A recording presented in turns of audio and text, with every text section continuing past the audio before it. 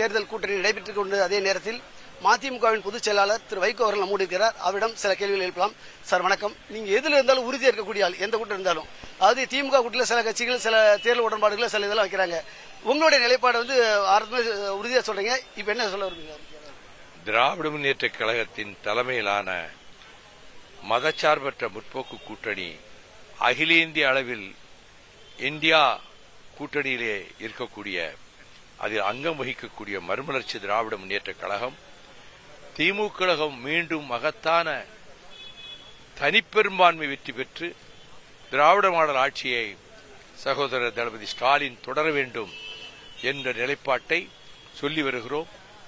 10 நடைபயணங்களிலும் அரசியலே பேசாத நான் இம்முறை நான் மேற்கொண்ட திருச்சி டு மதுரை நடைபயணத்தில் பல்லாயிரக்கணக்கான மக்கள் சந்தித்த எல்லா இடங்களிலும் நடைபயண நோக்கத்தை சொல்லிவிட்டு வரும் தேர்தலில் திராவிட முன்னேற்ற கழகத்தை வெற்றி பெற செய்ய வேண்டியது தமிழ் மக்களினுடைய கடமை என்பதை அழுத்தந்திருத்தமாக ஆணித்தரமாக ஆதாரங்களோடு எடுத்து வைத்து பேசி கூட்டணிக்கு நான் வலு சேர்த்திருக்கிறேன். அதே நிலைப்பாட்டில் தான் இருக்கிறேன்.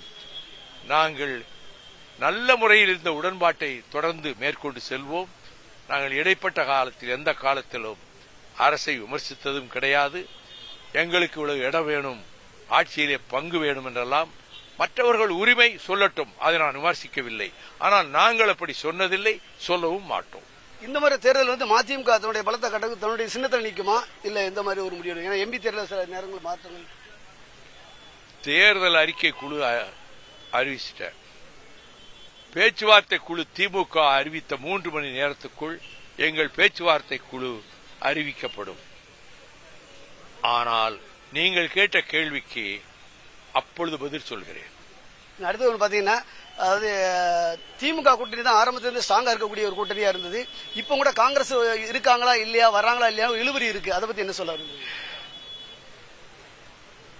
அது காங்கிரஸ்காரங்க கிட்ட தான் நீங்க கேட்கணும். இருந்தாலும் நீங்க அந்த கூட்டணியில் அங்க வைக்கக்கூடிய ஒரு மூத்த தலைவர், நீங்க ஒரு கூட்டணியில் இருக்கக்கூடிய பெரிதொரு கட்சியை பற்றி நான் ஒரு வார்த்தை விமர்சிப்பதில்லை. இருந்தாலும் அதாவது உங்க கூட்டணி வலுவா இருக்குமா? நீங்க மீண்டும் தளபதி ஸ்டாலின் தலைமையில் ஆட்சி திராவிட மாடல் ஆட்சி அமையும் சொல்றீங்க.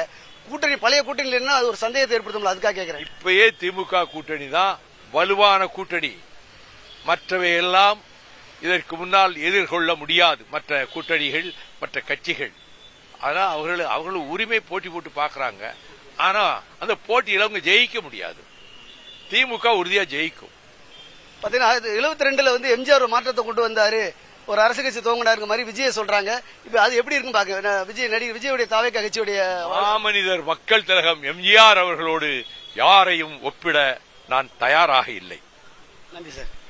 புரட்சி தலைவர் எம்ஜிஆருக்கு ஈடாக எந்த ஒரு இயக்க தலைவரும் ஒப்பிட முடியாது என்று மதிமுக பொதுச் செயலாளர் வைகோ குறிப்பிட்டுள்ளார். அதே போன்று திமுக தலைமையிலான கூட்டணி தொடர்ந்து வெற்றி பெறும், திராவிட மாடல் மீண்டும் ஆட்சி அமைக்கும் என்ற கருத்தையும் தெரிவித்துள்ளார்.